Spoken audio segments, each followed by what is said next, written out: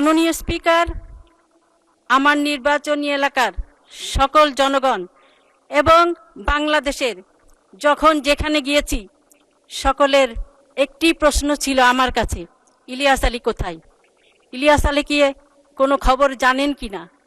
মাননীয় স্পিকার, আজকের এই মহান সংসদে দাঁড়িয়ে আমিও জানতে চাই ইলিয়াস আলী কোথায়।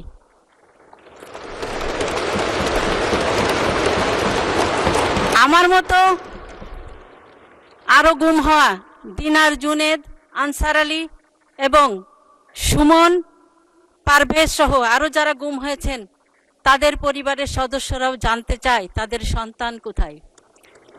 আমরা ফ্যাসিবাদ মুক্ত হয়েছি 1 বছরেরও বেশি সময়, প্রায় 1.5 বছরের কাছাকাছি।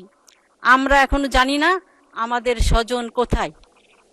আমরা বিভিন্নভাবে বিভিন্ন জায়গায় তাদেরকে নিয়ে কথা বলেছি, কিন্তু আমরা এখনো জানি না যে তাদের অবস্থান কি, তাদের পরিণতি কি। আমি মাননীয় স্পিকার আপনার মাধ্যমে ইলিয়াস আলী সহ যারা গুম হয়েছেন তাদের অবস্থান, তাদের পরিণতি, তাদের গুমের সাথে যারা জড়িত তাদের বিচার এবং যে গুম পরিবার রয়েছে সেই সকল পরিবারের সদস্যদের আর্থিক জটিলতা নিরসন এবং গুমের সাথে যারা জড়িত তাদের বিচার এবং এই গুমের যারা পরিবার আছেন, গুম ব্যক্তির পরিবার, সেই পরিবারদের আর্থিক জটিলতা নিরসন করে তাদের পুনর্বাসনের জন্য জোর দাবি জানাচ্ছি। আমি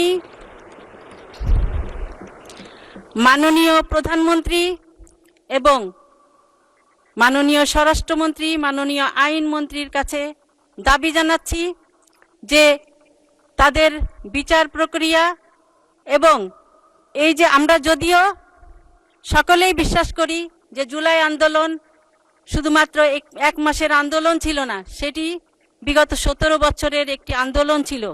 সেই 17 বছরের যারা গুম হয়েছে, খুন হয়েছে, তাদেরকেও জুলাই যোদ্ধা হিসাবে স্বীকৃতি দেওয়ার দাবি জানাচ্ছি মাননীয় স্পিকার।